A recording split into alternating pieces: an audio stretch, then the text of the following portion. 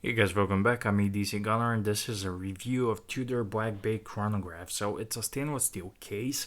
A bracelet and clasp is also in stainless steel. I don't have a bracelet here, but I will tell you the later on why. And it's 41 millimeter across the diameter, 15 millimeter thickness, and 50 millimeter lug to lug. It has a screw down pushers, screw down crown, and it has a black anodized aluminum stem tube. You can see advantages to it and you can see issues to it, but I would recommend you look further to it. But Tudor is sticking to their guns and they keep using it, so it's fine by me. I don't have issues with that. Water resistant 200 meters, and that's great. And has a doomed sapphire crystal, of course. Caliber is MT5813, and that's a Breitling B01 movement with a Tudor rotor and a special adjustable free sprung balance, silicone balance spring, and escape wheel. That's all for Rolex because Tudor's Rolex, and it has a vertical clutch column wheel chronograph design, and that's something that is great. It's huge in this price point, and also it has 70-hour power reserve, and you can buy this for around 5,000 US dollars at the retail on a steel bracelet, which I recommend. And do not buy it on this strap because I don't like it. It's not good quality. Leather band is great, but definitely buy the steel bracelet and later on add on. You will save money, trust me. So yeah, great watch. And now I want to talk to you about my feelings and impressions of this watch. When I watch a YouTube review or watch review, either I own the watch or I'm planning to buy it.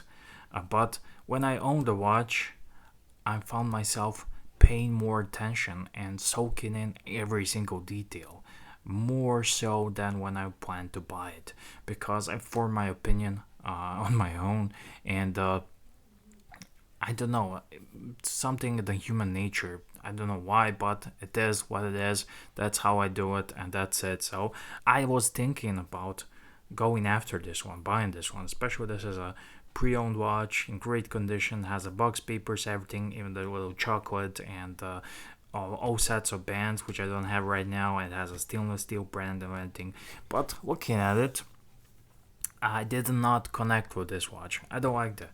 It's not that special, and that's just my personal opinion. And in this price range, around 5K, I would be looking at Moonwatch, Breitling Navy Timer, even a bit more El Primero, and Tag Heuer Monaco is even more iconic watch than this one. And then I would be buying this one after all these watches. I might have missed one, but that's it.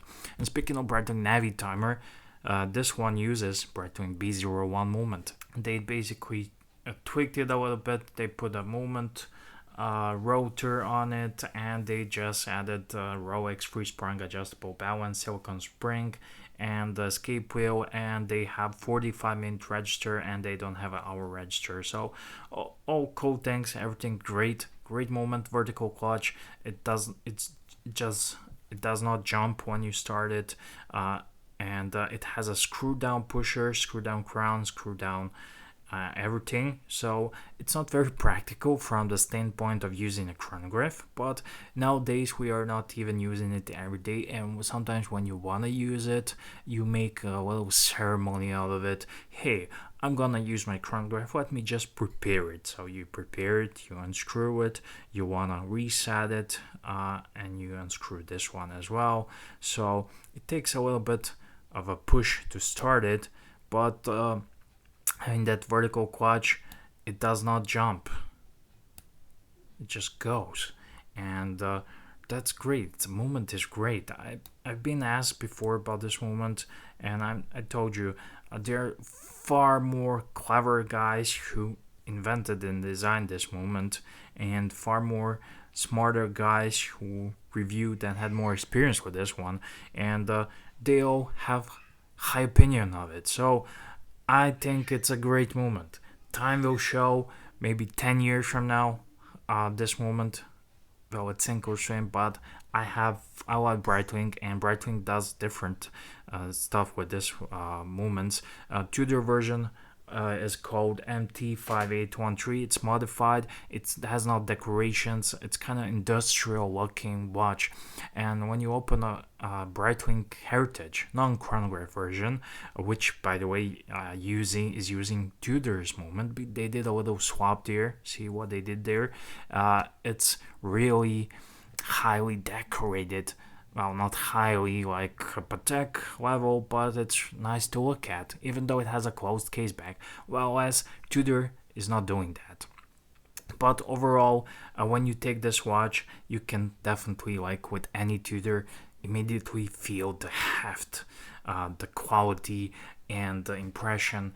It's very impressive watch, and I like it. I think it's an excellent value. And I enjoyed thoroughly having this watch more than I expected, because first impressions is everything to me. Sometimes I get mesmerized by a watch, I need to have it, and sometimes this one did not do it for me. But the more I have it, the more I wear it, I like it more. So it's a slow burner, what you say in English, but it's a slow burner, but it's definitely well-made watch. It has a sapphire crystal, domed sapphire crystal, has this Tudor snowflake hand, which I love. People hate it, people love it. There's no in between. So I love it. I think it's a Tudor's trademark. That's how you know watch is a Tudor. I once saw a homage watch with the snowflake hands, and I kind of liked it. And I was thinking, what the hell I like homage watches, because I love Tudor. And great watch.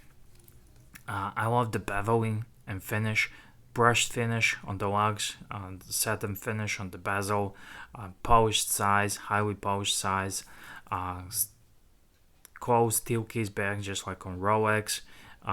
Nothing much about the case back, and this band, this blue jean band. It goes well with blue jeans, but it's not of the highest standard to the watch. I love this buckle and everything else hardware, but this is not a. Do not buy this watch on this band. Buy it on stainless steel band, which is great. I don't have it right here, but the owner has it.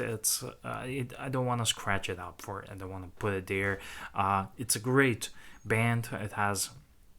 Will follow you some photos, and overall, my favorite Tudors are Pelagos and GMTs, and Black Base comes in third, and this one is on the list. Tudor makes lots of models, some dangerous looking brands, but I don't think that's a good buy at all.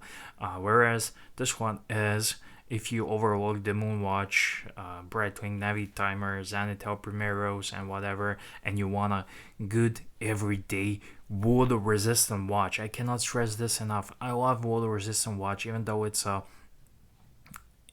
chronograph, and that's a great trade-off. I will have it. I will unscrew the pushers and have a water resistant watch, because it's a good daily user. And it kind of looks like Daytona to me, to be honest, but it's not a Daytona. And Daytona, you cannot even buy it, and Tudor is filling that gap well with its lineup of Black Base, Pelagos, and this. I think they're filling the gap nicely, and they're competing with the likes of Omega, Breitlings, and whatnot. But overall, good value for money. Especially on the used market, and if you really like it, it's a good watch for retail, but at least ask for a discount.